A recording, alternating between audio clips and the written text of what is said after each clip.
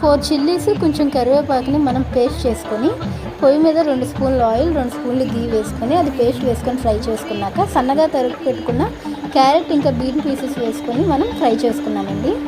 దీనికోసం మనం boiled chicken అండి, ఇది చిన్న పీసెస్ కింద కట్ చేసి పెట్టుకున్నాను. బాయిల్ చేసి 3 ఎగ్స్ యూజ్ చేసాము. అవి బాగా ఫ్రై అయిపోయాక 3 ఎగ్స్ నేను ఇందులో వేస్తున్నానండి.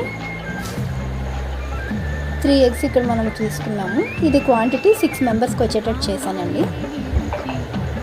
ఈ ఎగ్స్ వేసాక కొంచెం సాల్ట్ యాడ్ చేశానండి. మనం బీట్ చేసుకొని వేసుకున్న ఎగ్స్లో పట్టాలి కాబట్టి కొంచెం salt, at the same time 1/2 table spoon chilli powder కూడా యాడ్ చేశానండి. కొంతసేపు తర్వాత దాన్ని మిక్స్ చేస్తే మనకి ఇలా పులుపు అయినట్టు అవుతుంది. టోటల్ మనం కలిపేసుకున్నాక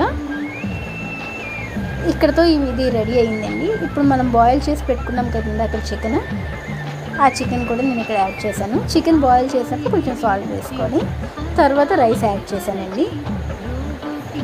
రైస్ యాడ్ చేసేసాక అగైన్ ఇప్పుడు మన దగ్గర ఉన్న పెప్పర్ ఏదైతే ఉందో పెప్పర్ కొంచెం వేసుకున్నానండి ఫర్ స్మాల్ టేస్ట్ అనమాట. స్పైస్ ఎక్కువ రానివ్వను, పిల్లలు కూడా ఉన్నారు తినడానికి. నెక్స్ట్ సాల్ట్ యాడ్ చేశానండి, 1.5 table spoon salt. Soya sauce ఒక 2 డ్రాప్స్ యాడ్ చేశానండి. టోటల్ కలిపేసాను నేను. ఫుల్ మిక్స్ చేసేసి మూత పెట్టేసి సిమ్లో పెట్టి ఒక 10 మినిట్స్ మగ్గనివ్వాలండి, అంతే.